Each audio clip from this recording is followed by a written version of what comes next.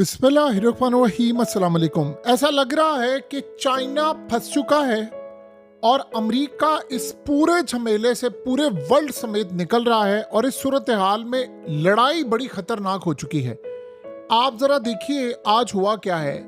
जितनी stock markets थी जो क्रैश हो रही थी, अचानक से रातों रात सिनेरियो बदला है और स्टॉक मार्केट्स ऊपर उठना शुरू हो गई हैं।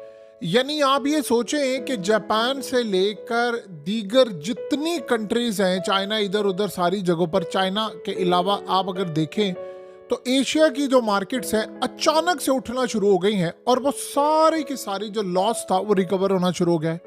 और सब हैरान है कि हुआ क्या है। उसकी सबसे बड़ी वजह यह है, चाइना के अलावा सारी दुनिया ने ट्रम्प के आगे घुटने टेक दिए। यूरोप ने कहा आप जैसा कहेंगे हम करेंगे। वो जाहिर सी बात है, इंडिया ने भी कह दिया, मार्केट में पॉजिटिव न्यूज है। लेकिन चाइना का जो मामला हुआ है वो बड़ा हैरान कुन है। हुआ ये है कि बिस्मिल्लाहिर्रहमानिर्रहीम अस्सलाम वालेकुम। ऐसा लग रहा है कि चाइना फंस चुका है और अमेरिका इस पूरे झमेले से पूरे वर्ल्ड समेत निकल रहा है और इस सूरत हाल में लड़ाई बड़ी खतरनाक हो चुकी है। आप जरा देखिए आज हुआ क्या है। जितनी स्टॉक मार्केट्स थी जो क्रैश हो रही थी, अचानक से रातों रात सिनेरियो बदला है और स्टॉक मार्केट्स ऊपर उठना शुरू हो गई हैं।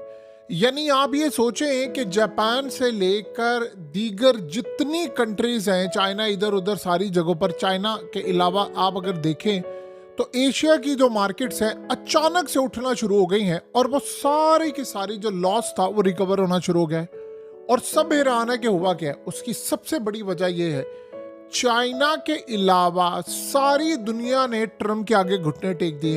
यूरोप ने कहा आप जैसा कहेंगे हम करेंगे। वो जाहिर सी बात है, इंडिया ने भी कह दिया, मार्केट में पॉजिटिव न्यूज है।